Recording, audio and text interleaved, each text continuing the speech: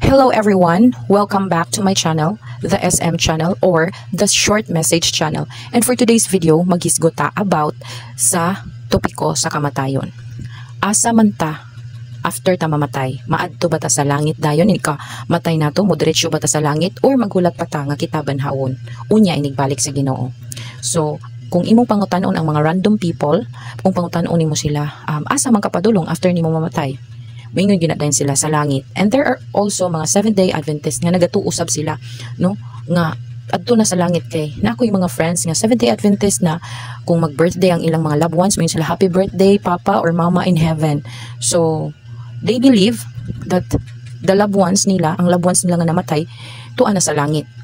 So that is the culture nga most of us believe. Kay usahay siguro maimpluwensyahan ta tungod sa mga salida or unsa nga mga atong makita, but atong pangutan-on ang Bible kung unsa ang sitwasyon sa usa ka tawo nga mamatay, kung diretso ba dayon siya moadto sa langit or maghulat ba siya nga banhawon siya inigbalik sa Ginoo. So atong tan-awon diha sa Ecclesiastes, kung naamoy mga Bible palihog sa pag-join.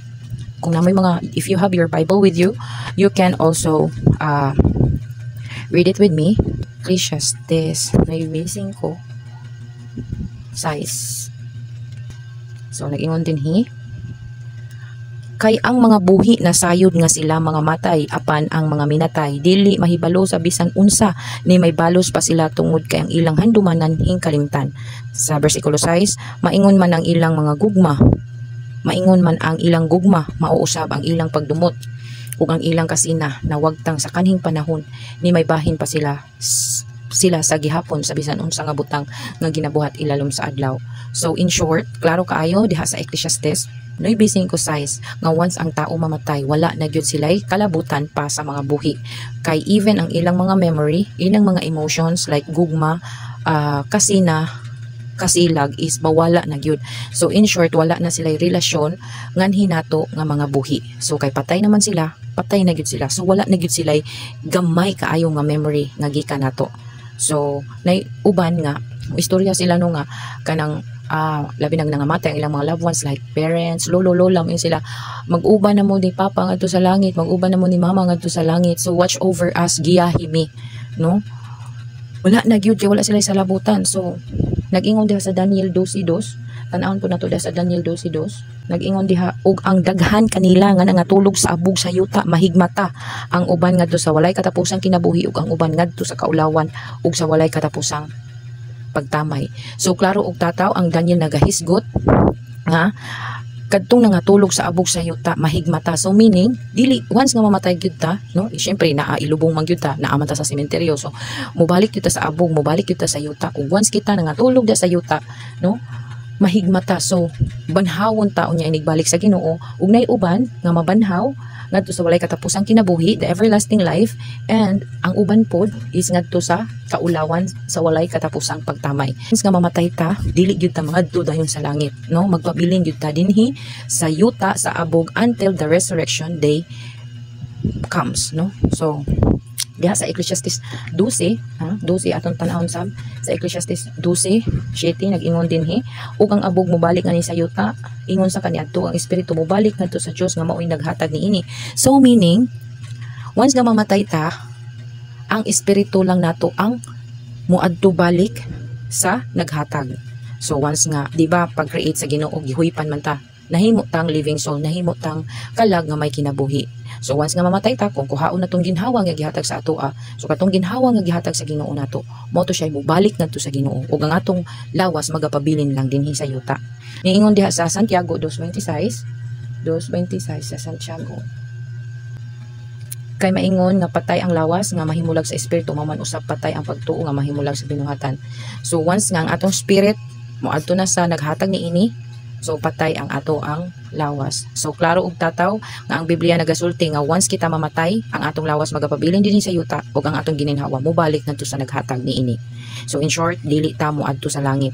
So ang Biblia nagtudlo gyud nato nga lahi ang atong gina-expect kaysa sa iyang gitudlo kanato.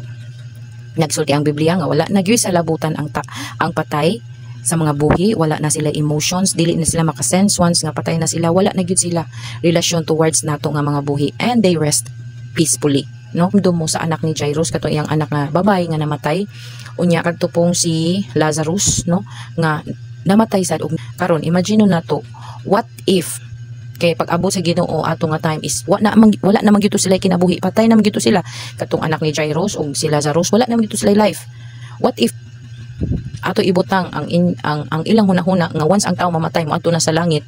So you think nga katong pag-adto sa Ginoo sa anak atong Jairus ug ni Lazarus nga pagkamatay nila to anas sa langit, gibalik lang gyud sila sa Ginoo kay para buhion sila, para mubati pa sila kasakit ug nga pagsulay ning kalibutan niya, tuwa na gud sila dito sa heaven.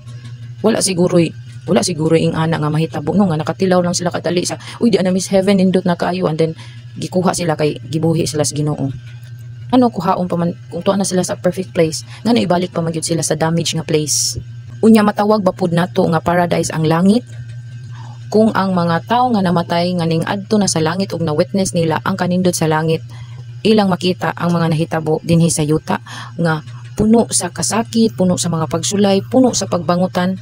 Unya wala sila mahimo, igor sila maglantaw.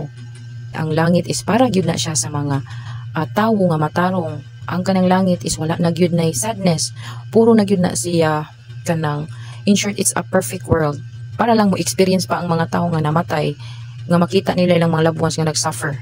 Atong hinumduman nga once ang tao mamatay, no, wala na gyud na siya connection diri natong mga buhi. Dili na ta pwede mo tawag og mga unsa pa na nga espiritista para makigistorya ka sa imong namatay, no, kay napay ipaabot diha nimo or napay gusto isulti. Tungod kay ang Biblia gyud klaro kaayo og tataw nga nagsulti gyud sa atoa nga wala na gyud kalabutan ang mga patay kanato nga mga buhi. So the answer to that question nga moadto ba ta sa langit after ta mamatay? Dili. Tungod kay ang ato lang gininhawa ang mubalik ngadto sa naghatag o ang atong mga lawas magapabilin lang dinhi sa yuta until the resurrection day. So maghulat gyud ta inigbalik sa Ginoo ay hapatan niya banhawon. So dili mo tuuan ang mga kultura o mga patuo nga ang atong mga loved ones nga namatay tuwa na nag-uban na sila sa langit, wala pagyud. Kay naghulat pagyud tang tanan inigbalik unya sa Ginoo. So thank you for watching and I hope nakuha ninyo ang akong point. Till the next video. Bye.